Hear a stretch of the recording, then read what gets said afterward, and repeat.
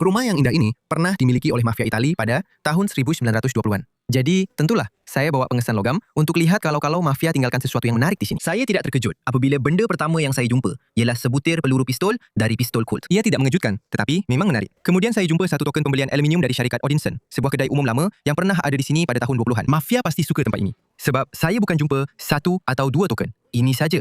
Tidak. Saya sebenarnya jumpa lebih daripada 25 keping yang boleh membeli berpuluh-puluh hidangan pada zaman dahulu. Semasa mengesan logam di hadapan rumah, saya jumpa satu pingat Perang Dunia Pertama dengan gambar helang di hadapan.